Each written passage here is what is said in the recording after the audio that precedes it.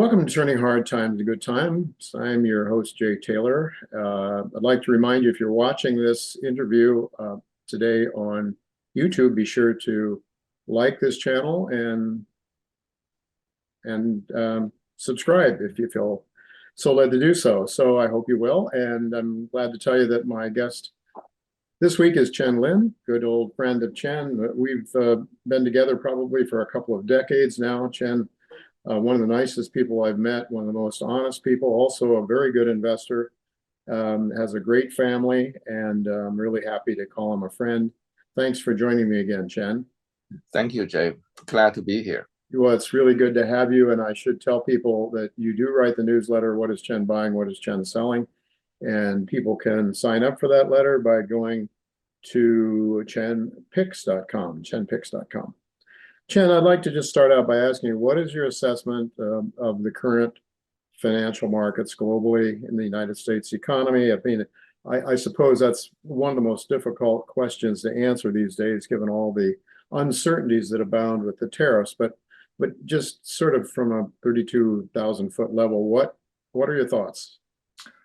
Well, I'm scared. I'm scared about the general economy and the market. If you look at oil prices below 60, of course, President Trump will take credit of that. He think, drill, baby drill, but it hasn't started drilling yet. Without drilling, we already have a very much lower oil price, which indicate slower economy, global economy slowing down.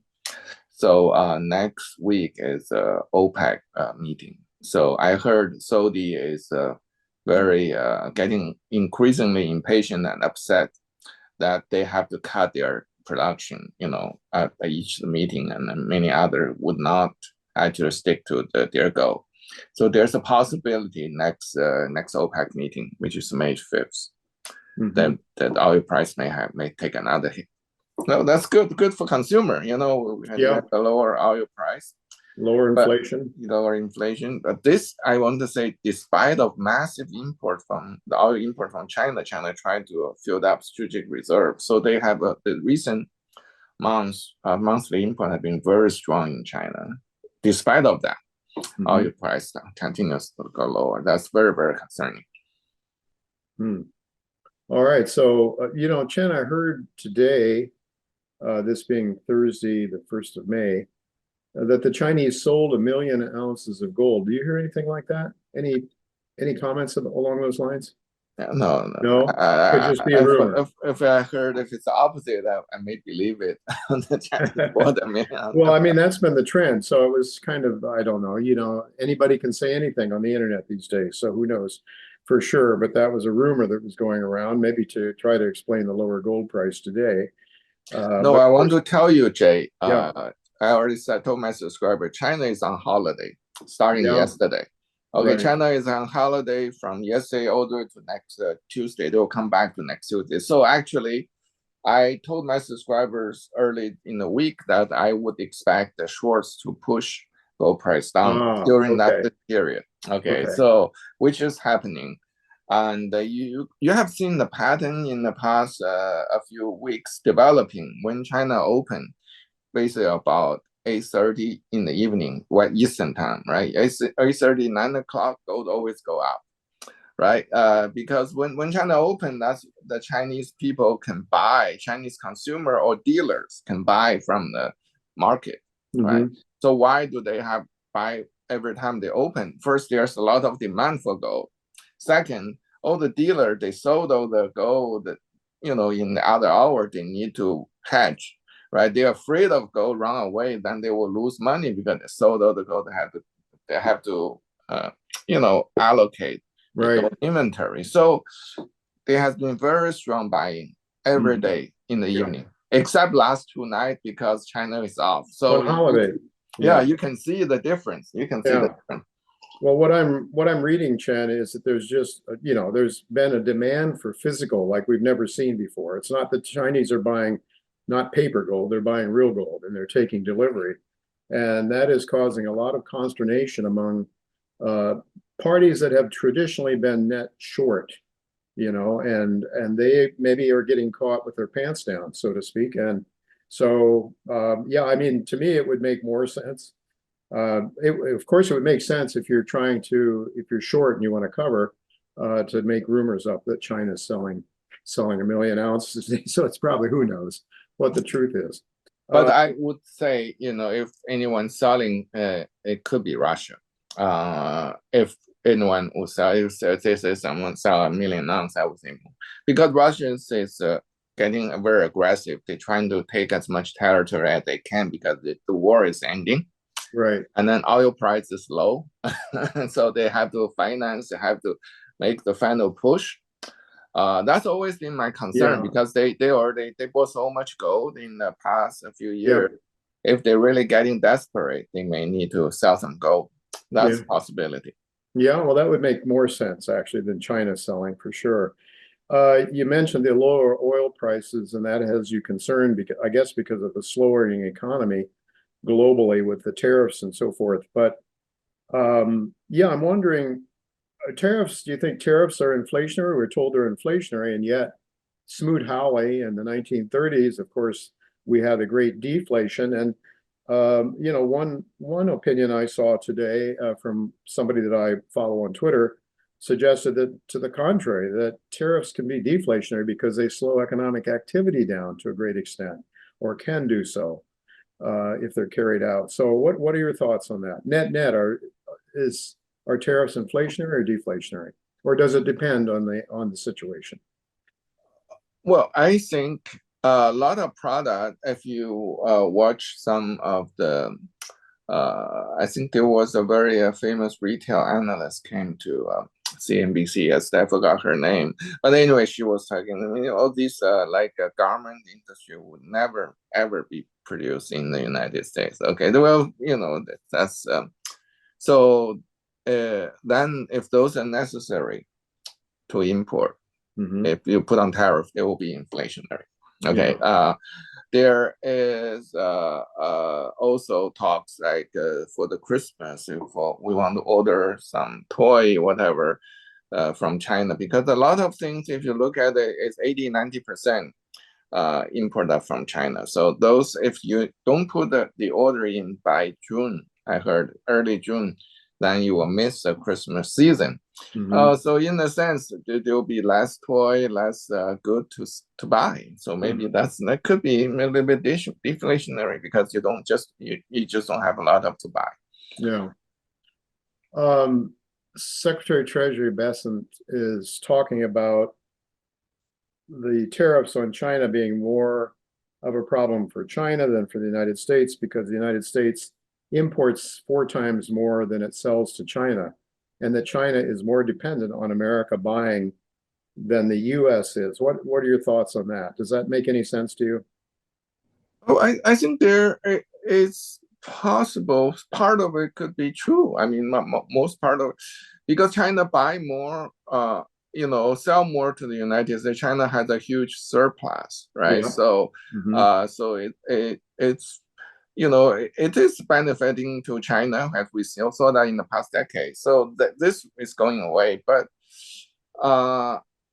right now, you see, if it's hurting China, maybe a little bit more, but I think China is pretty well prepared for that. I think that Trump 1, they already knew what's coming. Trump 2, so I think from the mood from those general public in China, nobody wants to compromise with the United States. Actually, so that's why there's a pretty strong support for the government. To continue to fight. Then actually, Chinese government just sent out a video a couple of days ago, basically like a fight. Let's fight to the end. Yeah. Well, that's very interesting, and that's why, one of the reasons I want to always love to have you talk to us, Chen, because you have that connection still with people in China, and of course,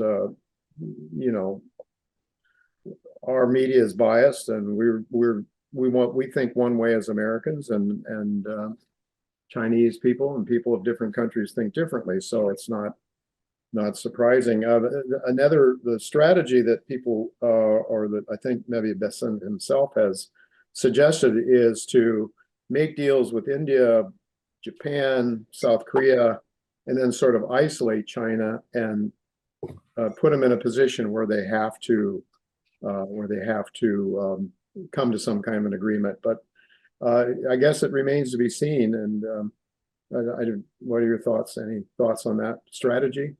I'm not sure that strategy is working. I give you one example. It's Japan, right? Japan already said public opinion already turned deadly against doing a deal Against the U.S., against doing a deal. So the current against government doing a deal, even current government basically their hands are tied. They cannot do any deal.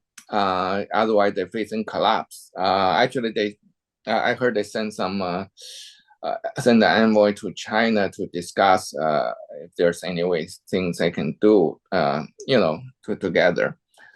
So in Korea, I heard the government until the new president, or there's some internal politics, right? Nobody can make a decision, so that has to be wait for some time. The only possibility is India. I heard India is very close, so that could be one deal, or one of many, hopefully many deals to come. Frankly, I hope they can resolve all these through trade and negotiation. For example, India has a very restrictive, to United States good. So I think that's it's a good thing to have a trade deal, with all the different partners. The problem, the issue I see is Trump is a little bit insulting. Okay, he's so his way is to kiss my ass, and if for the lot of democracy country, they don't like that. So if the current government, for example, Canada, all the other countries, if the government do a deal with United States, under the gun will be seen as weak. So nobody want to be weak. That's a problem. So that's my thesis. Is it's very hard to get the deal done in the next 2.5 months or whatever. So they either has to extend it, or they do some other side deal or something. Otherwise, we're heading to global recession.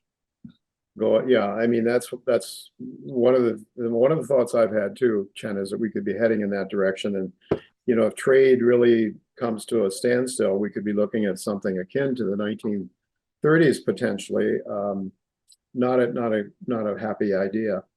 All right, so I just wonder, like this should be. I mean, how do you see this playing out then in terms of gold and some of the other markets? I mean, gold is, I think, has been benefiting from this uncertainty. It's gone up a lot since Trump, started with his trade talk. Really aggressive, much more aggressive than the first term when he was in office. So, do you think this is one of the reasons gold has been so strong? This conflict. It sounds like the Chinese are buying a tremendous amounts of gold. Yes, and not only the central bank and citizens, now they allow the banks and also the pension fund, the insurance company to buy gold. So I suspect the gold demand in China is be very strong. They will be supporting gold price. Let's see next Tuesday. Remember on the Liberation Day, same thing. China was on a long holiday. And then the gold and silver actually dropped more than 10%. China has a limit of 10%. So the first day will be margin call, then second day, and then that's when they start rebound. So the last time the gold on Liberation Day, gold crashed, so goes with silver or the other, and then the crash only lasts 3 days, right? So that's typical in bull market. It's very volatile, but the crash tend to last short. Why? There's a reason behind it, because people keep buying physical, then there's running out of the gold price has to go up. So that's what generally happens in the bull market. So it go down very sharply, but the duration at the low, when the price is low, it's very short, because everybody wants to grab it. Everybody is buying, so they will not allow you to buy so many. So that's why but for the trader, you have put the stop order, boom, you got stop out. That's it. You're done. An interesting comment you made in your newsletter on Monday concerning Walmart and Target, that apparently you're suggesting that, well, they were going to go and pay the 145% tariff. It hardly seems likely. And you implied that perhaps there's an agreement between the Trump administration and those big retailers, because obviously if the shelves are empty in America, it's not good politics for Mr. Trump. So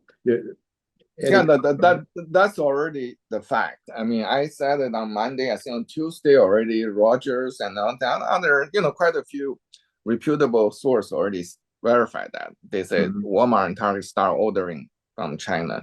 Remember, that was a week before, on Thursday, Walmart Target CEO had a meeting with Trump. So Trump probably promised, I heard this, Trump promised the tariff will be resolved in 1 month or so, or he will reduce the tariff. So just start ordering now. When the ship come over in a month, it will be either be resolved or he will help them to reduce the tariff. Okay, so after the Trump's assurance, they start ordering to China. So they're pretty sizable, very sizable order already went through. Of course, it's just the price. I mean, the tariff will be on Walmart Target side, but it's just how much tariff is wait to see. Because when the goods come to the United States, come to shore, that's when you pay the tariff, right? They need to order it now to have everything produced and shipped. That takes a month or two. Right. So they could have put their orders in before the tariffs go into effect, and might not be having to pay for some of the earlier orders. Chen, with the U.S. debt situation as it is, I mean, this is huge. If we go into a recession, it's only going to get worse. The U.S. The expenditures for unemployment and all that's going to go through the roof. The U.S. already is having trouble. I mean, it's spending as much for interest as it is on the debt, and there's a lot of low-priced interest debt that's going to roll over into double, maybe from 2% to 4%, that kind of thing. And so the U.S. is in big trouble, it would seem, as the world's reserve currency. And there are people, I'm hearing more and more people in some circles saying that there could be some sort of a reset in the monetary system. And they point to the tremendous amount of gold that has come from London to New York and being picked up by large institutions. What do you make of that?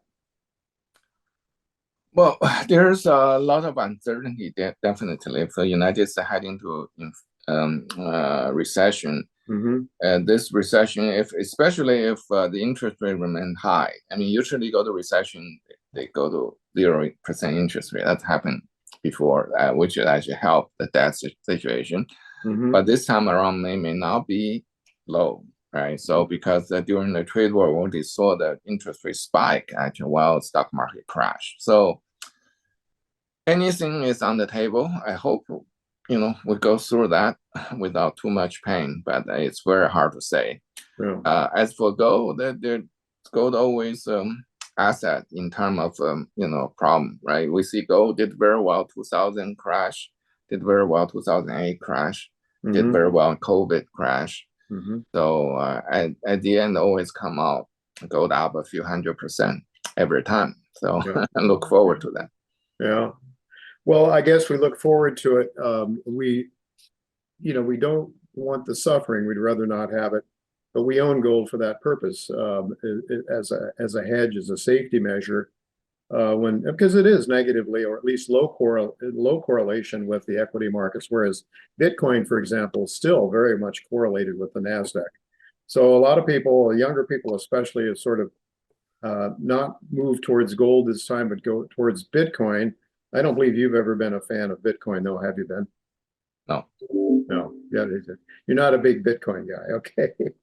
All right. So, and I should mention also, for people that are, not old like me, they don't realize it. I don't remember the 1930s quite, but I was born in 1947, so not that long afterwards. And I hear stories about how well the gold miners did during the 1930s. Homestake and Placer Dome and some of those were just absolutely went, while the equity markets went down 90%, the Dow went down actually almost 90% from 29 to 32, I think it was. gold was going up and Homestake went up eightfold and paid huge dividends. And in a way, it sort of makes sense, Chen, because, you know, if you're in a depression, it means a lot of the costs, you know, oil, energy costs, materials costs might go down a lot. At the same time, your gold price is holding steady, even going up. And so the margins can improve. And we're seeing good margin improvements now already with gold at 3,000, even before gold got to 3,000. We're looking at Newmont and Agnico Eagle. Some of those are doing extremely well. The markets don't seem to be paying a lot of attention to it yet, though. They still seem like they would have an awful lot more to go. Cash flow, free cash flow, very strong compared to historical norms. What are your thoughts about the gold miners, specifically the producers, and maybe you'd name one or two of your favorites?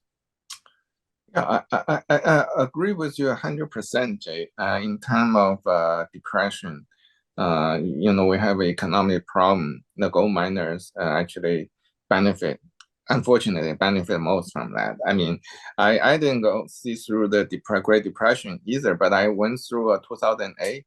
I remember 2009, I found a gold miner called Oceana Gold. They're trading like 10 cents, but they're producing gold in New Zealand, which currency was very weak. Oil was very low. They're producing the $100 cash cost. So that was amazing. You know, of course, nobody can produce that anymore. But at that time, you know, it was a 10-bagger and continued to be a very profitable trade. So my point is, when everything goes down, actually gold miners usually benefit. So I'm very excited about gold mining company.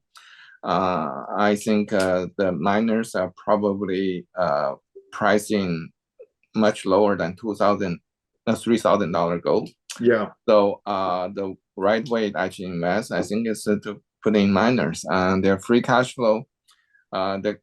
The price, you can do a multiple way to look at it.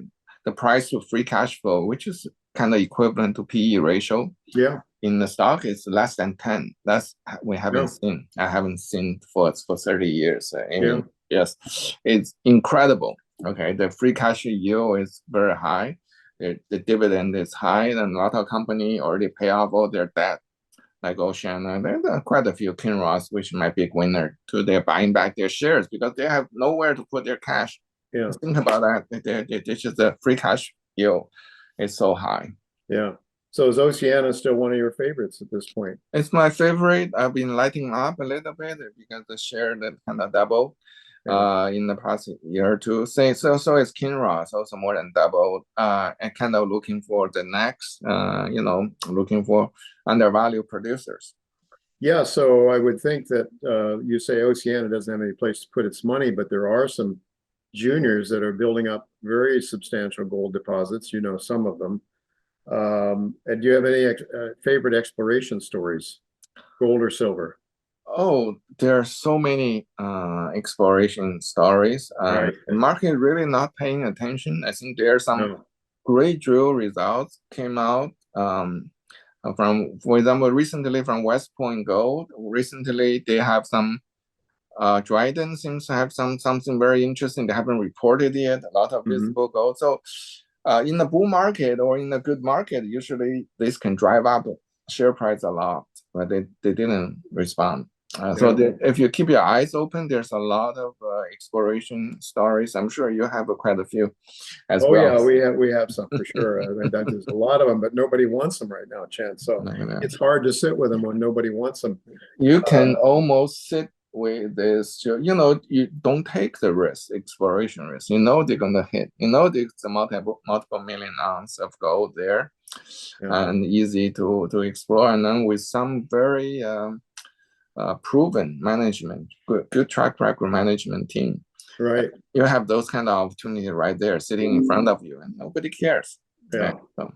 Well, you keep your eyes open, and you know, my viewers, my listeners should know that Chen keeps his eyes open. That's for sure, and he lets his subscribers know it's what is Chen buying, what is Chen selling, and ChenPicks.com is a place to go to see what Chen is doing. What is Chen buying? What is Chen selling? And he tells his people what he's doing. And so you can let him do a lot of the hard work, the heavy lifting if you want to.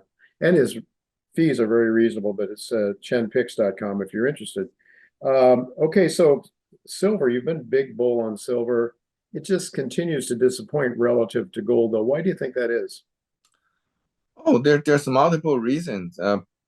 Previously was the fear, like the market going to crash, gold and silver ratio over 100. Right now, actually, it's less than 100. When gold and silver over 100, historically, it's never been the peak of gold. And then I think it's just a fear. Right? People are just horny on gold, and central bank only buy gold, they don't buy silver. So that has been one of the reasons. But in the bull market, if you look at history, every time, silver will play catch up every time. So so I look forward. I think silver will go higher, and I believe silver will be over 50 in this cycle. Over $50. Yes. Well, it does. It catches up with a vengeance, and it happens like with lightning speed. So, but you got to be patient, and it's taking a lot of patience. And it's been difficult for me to sit with some of my silver plays when I see other things moving a little more. All right, so I have to ask you about Cerro de Pasco, which has been one of your favorites, and I was really happy to see Rick Rule interviewing the company on this one. And I take it that Rick likes it. He must be interested in it now, or he wouldn't be paying attention to it like that. Of course, the big investor up there in Canada, your friend there, Eric Sprott, is a big investor there. But what's the latest on Cerro de Pasco? I think they're going to come up with a resource pretty soon, no? Yeah, the Cerro de Pasco is. I think I'm glad. I mean, there were I think a year ago, maybe I was the only person pounding the table. Now Yeah, I would say you were. A lot of people getting interested, and I say they're still not there yet. Okay, they're waiting for the president's signature, and they will come to my panel next week for the Metals Investment Forum, and then you can ask the management. They're waiting for this last signature. The previous signature last year gave them the surface right. The new signature will give them the resource. So basically, they get all the mineral rights, everything packaged up, and then they don't want any liability. That's why it takes very long, because historically there's a lot of lead in the groundwater. All these, they don't want the liability. They only want the upside mineral rights. So it takes some time. The government working very hard with them.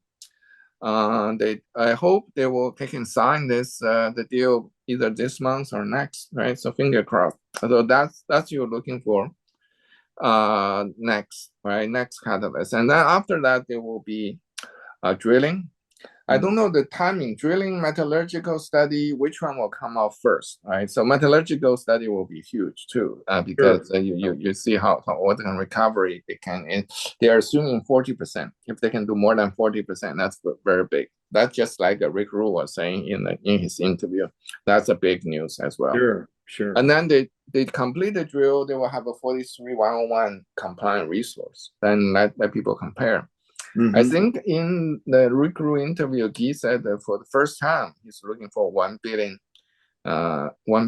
Canadian free cash flow per year. That's something I was talking about to some other investor privately for some time. So this will be the most profitable gold and silver mine in the world.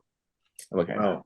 $1 billion per year. $1 billion per year. Yeah. And then he said for first time, but I think I don't want to repeat him too much, because he doesn't have the resource to back him up. He doesn't have the metallurgy to back. But we can see. I mean, I can. If you do some calculation yourself, you can see this coming. But once we get everything, what I said, next few months, we have everything together, put it together, people can see it very, very clearly. Right? So this will be, the cash flow will be like, for example, like the uranium, there's a very high cash flow company called NerveGen, right? There will be this kind of category, this kind of caliber. So and people hopefully will see that and then give that kind of valuation. So Chen, there's a critical metal there. Which one is it? Yeah, there's a critical metal multiple. There's a gallium, there's a Gallium. yeah, Right. there are also a little bit antimony. Historically, they were producing antimony. Right. So I'm sure there will be but those are critical to the United States because 98% is from China, right? And then China show interest in this project. Oh, that's another. Yeah. So there's multiple tracks. We just looking at the gold and silver, producing gold and silver. This could be the most profitable mine in the world. Okay, and there's another track which is a gallium and Indian and antimony, whatever. Yeah. But this could be the largest gallium supply in the world. So if United States wants it, if Trump realizes how important it is, give us maybe $1 billion, we will do a good job to make sure the gallium come to United States, right? Otherwise, China also want that. Well, Trump should play nice with Peru, I guess, huh? and then I wonder. Yeah. So Chen, we got silver, gold, not so much. I think copper, some copper, lead and zinc, and then you've got those critical metals that you just named. So yeah, a metallurgy will be a big deal. I mean, bigger than in many projects if they can get over 40%. And then of course it's complicated with so many different metals to take out. The metallurgy is going to be, so that would be big. So the drivers of this company, we should see some pretty critical ones going through this year, right? So yeah. Next few months. By the end of the year, we should have a really good picture of what this project is going to be worth. Yeah. I mean, that's where I think by the end of the year or early next year, people have a very clear picture whether this is a next gen or not, right? So then the valuation will change dramatically. Oh my goodness. Well, okay. This is one that's why the stock hasn't moved that much yet. The stock hasn't really moved because people don't know, and then just waiting because all these catalysts is not coming. And then there were some bankruptcy. There's one company, bankrupt, the whole 10 million shares of Cerro de Pasco that was selling to the market. So the stock hasn't really moved, but a lot of things going on. It's very exciting. It is. I just want to ask you, the Metals Investor Forum is what's the dates of that one, Chen? Oh, it's May 9th, I believe, next Friday. Okay. A week from tomorrow. And a week from tomorrow in Vancouver. Also Vancouver. Online. Yes, online. And who are some of the other companies that you're taking? Do you know yet? Oh yeah. I have 5 companies and a full panel. Yeah, including and 2 panels. Yeah, no, full panel, one panel. Okay. 1 panel, 5 companies. Wonderful. Okay, well, I have to ask you now about the merger with Calibre, one of my favorite companies, into Equinox. I actually cover both of them in my own newsletter, and I think you have come out in favor of it now. They had to sweeten the deal a little bit. Equinox had to sweeten the deal a little bit. I think it's 0.35 shares of Calibre to get one. One share of Calibre gets 0.35 of Equinox. That now I understand is going through. It's been approved now by Calibre. Yeah, it's just approved, barely approved. Man. I just saw the news like half an hour. I think I sent to you before we recorded. 75%, just barely approved. Yeah. So you like that? You like that? Approved. Yeah. You like that story? You like? Oh yeah. This will have a mining. In the mining field, right? You want a new mine. New mine has after being built has the most cash flow, has most free cash flow, and then every year the value goes down. So you want to capture the top when they just build, and then they have 2 mines coming. The Greenstone already came to production last year, and then they're going to have another one. Calibre is mined in Nova Scotia, I think. That one coming. So they're 2 world-class mines. I think it's perfect for takeover for a bigger company to who want a Canadian presence, and I can almost thinking Kinross will be Yeah, so you're looking for a bigger predator to come along and grab Equinox eventually. Right, buy the new Equinox because you think about Kinross, they have they have this their Canadian asset going to take like another 5 years, right, to get into production, right? So this one can immediately give them tax write-off, right? You think about that. I think that's because I own Kinross, and Kinross has been a good performer. Its share price has appreciated a lot, more than double, almost triple for me. So I think they can use their share price to buy, right? So Well, I know that Calibre's management's done a remarkable job in Nicaragua, but this project that they picked up in Canada there is just amazing. Amazing, yeah. An excellent management. And in a way, I was kind of disappointed to see Calibre taken away because I felt it had so much more upside based on that project that it recently picked up. But anyway, I think Equinox is a big producer. It's going to be big. It's going to grow. I like it too. All right. So I guess I got to ask you before we let you go about biotech, because besides mining and energy, you've done extremely well in biotech. And you mentioned in, I think, a recent letter, Monday or one day this week, ALDX, that's Alderia Therapeutics. Right. What is the story with them? Just tell us a little bit about them and why you backed up the truck, you said, to buy some shares. Right. Just about a few weeks ago, after they just recently rejected by the FDA, the stock trading at below cash. Right.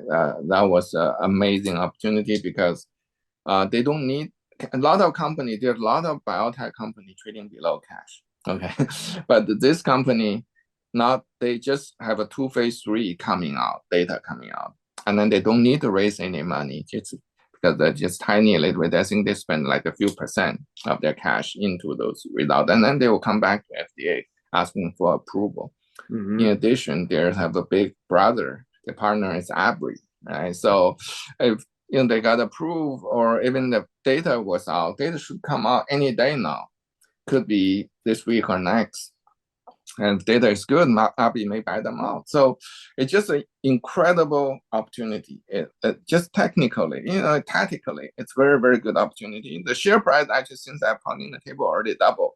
But still, it's still only a little bit above the cash, still quite cheap. So and what does it sell? What's the share price more or less? Oh, today it closed at 270. When I was pounding table was 140. So, but they still have $2 cash. They don't need to raise money for a long, long time. And then they're going to have a data coming out, and it could be take out in a month. Who knows? Wow. Okay. We'll see. Finger crossed. Okay. All right. Well, there's just one more then I have to ask you about is NerveGen, the spinal cord injury company that's got it seems to be somewhat effective at least. And what are you hearing about NerveGen? They're going to have some drivers coming out this year, some things that might be some really important news. Yes, the data will come out early June. So 1 month. Early June. Okay. Yeah, early June, 1 month. So that's it. We have all these suspense, all this speculation will be over. We'll see how the data, when they unblinded, we'll see how the data look like. I believe it will be good. It will be spectacular. It will be one of the major advances of human history. Actually, nobody else can do it. They can help people, parallel people walk. Yeah, that's incredible. That's the thing. So it's placebo control, double-blind placebo control. So you do not know the patient is on drug or on placebo. Okay, so but there's quite a few. We saw that just on message board and the other. It's very public information that there are quite a few people in the trial that can walk. So they're seeing some progress. Right. So and then to my best of my knowledge, after a year, nobody can happen. It cannot happen. So I don't think it's placebo. I believe it's a drug. So we'll see. In one month, we'll figure out what happened. Yeah, I'm very optimistic. But of course, in medical trial, anything can happen. So that's it.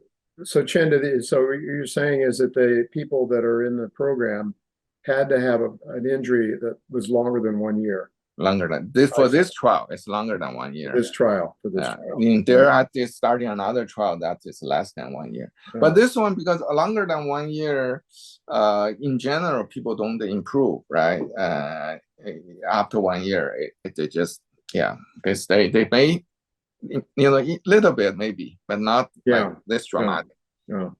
Well, well, we have to hope and pray that thing works and not just to make money, but more importantly, that people who have these serious injuries can walk again and can live more normal lives again. Oh yeah. Thank you very much. Any closing thoughts? You care to wager on the outcome of of Trump's tariffs? Is it going to be something that's really devastating for the United States and for the world, or might it actually help to rearrange the deck and everybody gets along and we stop wars and we have eternal peace and prosperity? I mean, that would be the dream. Yeah, my point is, tariff, I mean, to manufacture critical material in the United States, critical machinery in America, it should be, it's a good thing. The tariff, if we put on well planned, slowly, I mean, my point is it's too rush, right? So if you do like 5% a year, allow company to adjust, because just like, even like, Tim Cook said, right? Take them at least a few years to plan around and one or two. So it's the same for many other manufacturers. It takes years to adjust. So if it's doing slowly, I can be very beneficial to the United States. But unfortunately, we have a presidential politics, right? So we have a 4-year election cycle and midterm in 2 years, less than 2 years, 1.5 years. So you need to see results much sooner than this. Actually, and that's the unfortunate part. So that we're getting this shock, like a shock therapy. Yeah, and the patient doesn't always come out. Well, yeah. Well, we can hope for the best, I guess, and finger crossed for the worst. And thank you, Chen, very much for spending time with us again. It's always great to have you. Thank you, Jay. Glad to be here. You bet.